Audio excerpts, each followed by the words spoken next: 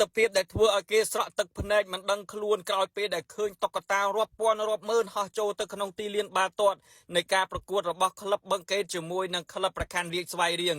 ដែលទស្សនវិជ្ជានេះកម្របានឃើញណាស់ដែលយើងធ្លាប់តែឃើញនៅស្រុកគេប៉ុន្តែឥឡូវមាននៅស្រុកខ្មែរហើយដោយសារតែមានការអំពាវនាវពីកីឡាករ Charlie Scott ដែលជាអតីតកីឡាករក្លឹបអង់គ្លេសដ៏ល្បីល្បាញ Manchester United ហើយពេលនេះគាត់កំពុងតែលេងឲ្យក្លឹបបឹងកេតហើយគាត់ក៏បានអំពាវនាវឲ្យអ្នកគាំទ្រចូលរួមនៅក្នុងការយកតុក្កតានេះយកទៅបោះចូលទៅក្នុងទីលានបាល់ទាត់នៅពេលដែលឮអាជ្ញាកណ្ដាលផ្លុំកញ្ចែហើយដោយដែលពុកម៉ែបងប្អូនទាំងអស់គ្នាបានឃើញនេះអញ្ចឹងគឺប្រជាពលរដ្ឋខ្មែរយើងរាប់ពាន់រាប់ម៉ឺននាក់បានយកតុក្កតានៅក្នុងដៃរបស់ខ្លួនបោះចូលទៅក្នុងទីលានបាល់ទាត់ដែលការប្រកួតនេះគេធ្វើឡើងនៅពហុកីឡដ្ឋានជាតិអូឡ িম্প ិកហើយបើតាមសម្ដីរបស់កីឡាករ Charlie Scott គាត់បានបន្ថែមថាក្លឹប Real Betis គឺតែងតែធ្វើកម្មវិធីបែបនេះជារៀងរាល់ឆ្នាំដើម្បីរំលឹកថាកុមារគ្រប់រូបគឺមានសិទ្ធិនៅក្នុងការលេងកម្សាន្តទោះស្ថិតនៅក្នុងកីឡទេសៈណាក៏ដោយហើយការចូលរួមរបស់ពុកម៉ែបងប្អូននៅក្នុងថ្ងៃនេះគឺវាបានបង្ហាញអំពីសារៈសំខាន់នៃតុក្កតាដែលវាអាចជាជំនួយដល់សុខភាពផ្លូវចិត្តរបស់កុមារដែលកំពុងតែរត់ភាសឹកហើយបន្ថែមពីនេះក៏អាចបង្ហាញឲ្យពិភពលោកបានឃើញថា